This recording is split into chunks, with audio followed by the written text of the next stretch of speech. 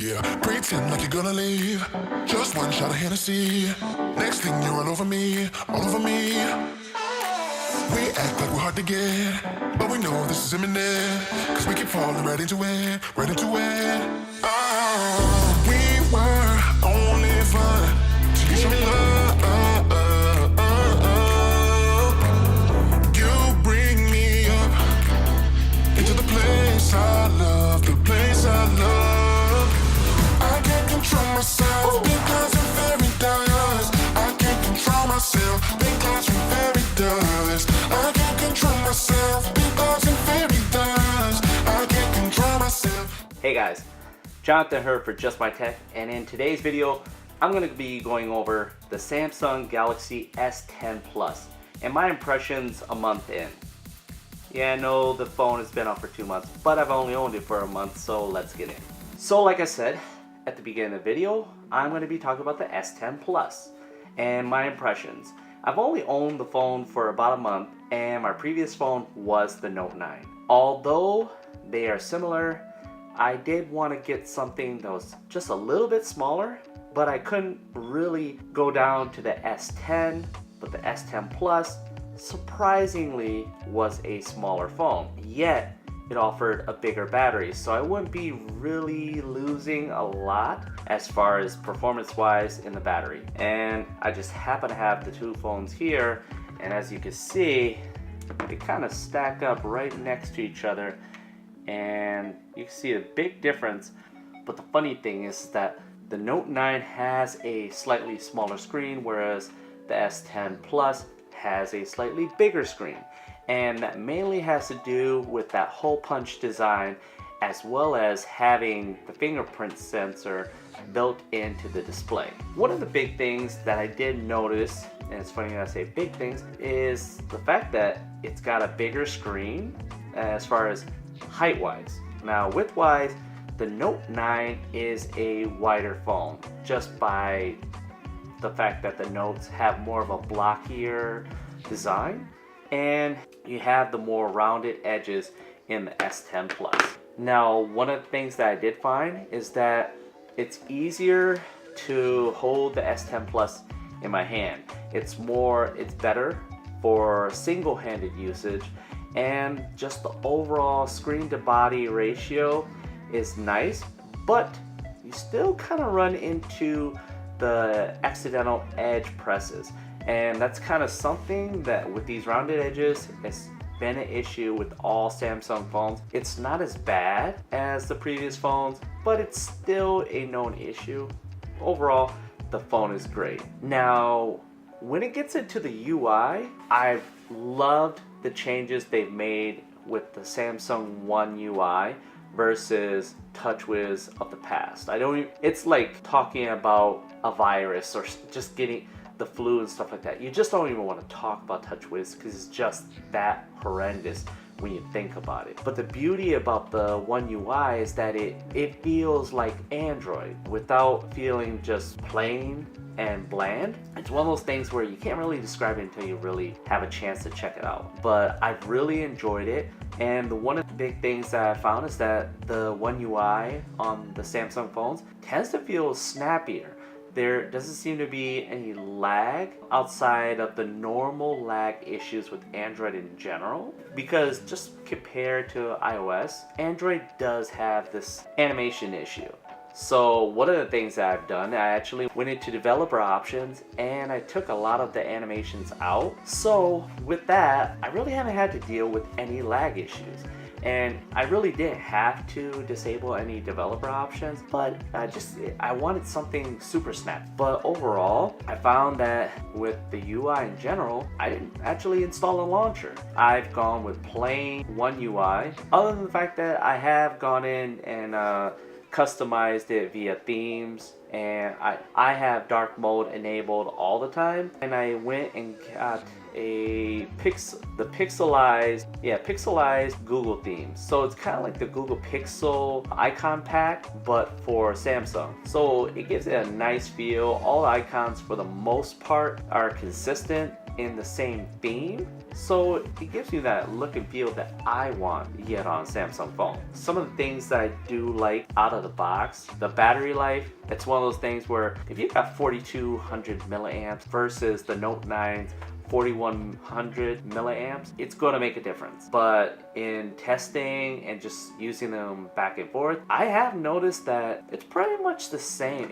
It's not a huge difference. I was hoping for more, but I'm guessing if it would have been 4300 milliamp, it would have made a difference. But I'm getting roughly about the same usage, but I've only owned it for a month. I haven't really done like extensive testing. This is kind of like just my impressions, but it feels about the same as the Note 9. It's not a dramatic change or different. Along with that, I gotta say this camera, the wide angle, it's like the prince that was promised. I mean, sorry for the Game of Thrones reference, but the wide angle lens is something that Samsung phones have been missing for a long time, and it really makes a difference. The shots that normally would just look blah and they wouldn't really have any kind of pop to it make a big difference when you have that wide angle lens. You could stand at any angle and you just get kind of that lens, that aberration, the size, the distortion. It makes a big difference.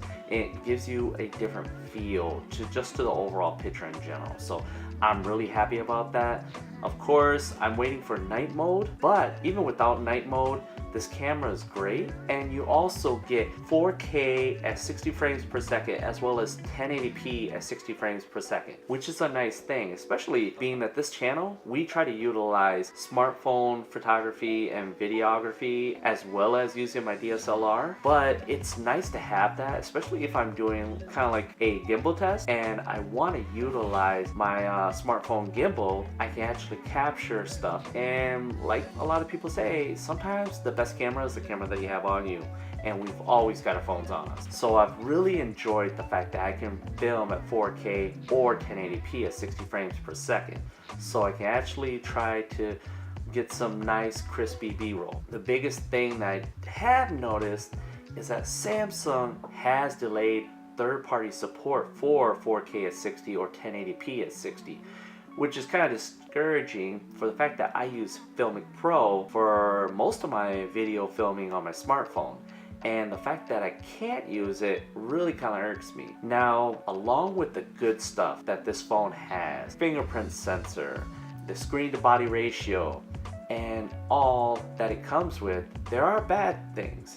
So one of the bad things is the fingerprint sensor, the one that I mentioned, the in-screen fingerprint sensor. It's a hit or miss kind of thing, pun intended. Sometimes you can get the fingerprint sensor and hit it at the right spot, but it takes time. It takes muscle memory to get it, and sometimes when you are pressing in the right spot, it's all about pressure.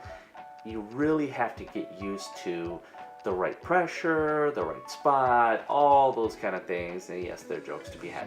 But moving forward, it's one of those things that it's just taking time, and it is a first-gen product. I know a lot of people don't like to say that, but it's true. It's the first of its kind. It's ultrasonic fingerprint sensor that's under the glass. So I'm gonna give it kind of a slight pass for that, but it is something that I don't like. Now, along with that, there's something very simple that Samsung could have fixed, and this just could have been done through testing alone. The power button is way too high. I mean, just let's go comparison side by side.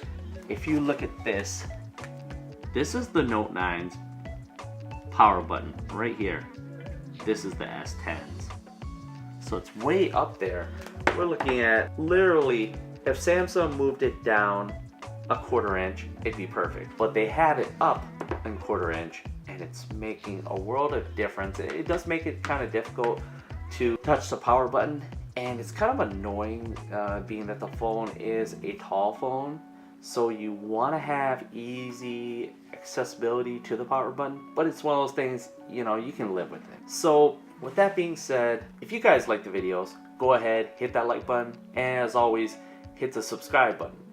Now moving forward, everything about this phone has been great.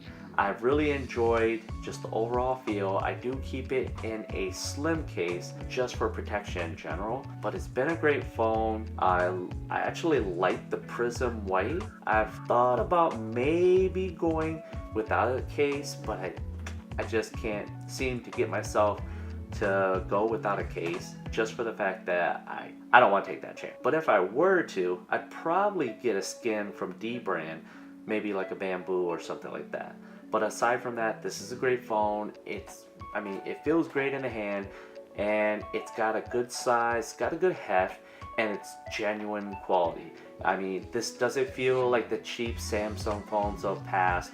It feels high quality. So if you're trying to upgrade your phone and you're trying to see which flagship is right for you, I would say the S10 Plus is definitely on the list if it's not number one on the list. If you already have a Note 9, I don't know if I would upgrade. It's a great phone in general. The only thing that is missing on the Note 9 versus the S10 Plus is the wide angle lens. You have wireless charging or wireless power share, which is a great thing on the S10 Plus, and the fingerprint sensor in display is nice, but is it worth the upgrade? I wouldn't say, but if anything other than the Note 9, then I would say definitely it's worth an upgrade. It's a great phone, great performance, and Samsung's kind of delayed on their software updates, so you're gonna have the newest version of Android, well, for the most part. So as always guys, if you guys like the videos, go ahead, hit that like button. If you really like the videos, hit the subscribe button. And as always, let's get social. Hit me up on Instagram, Twitter, and Facebook. And always, for Just My Tech, I'm Jonathan. I'll catch you in the next. Peace.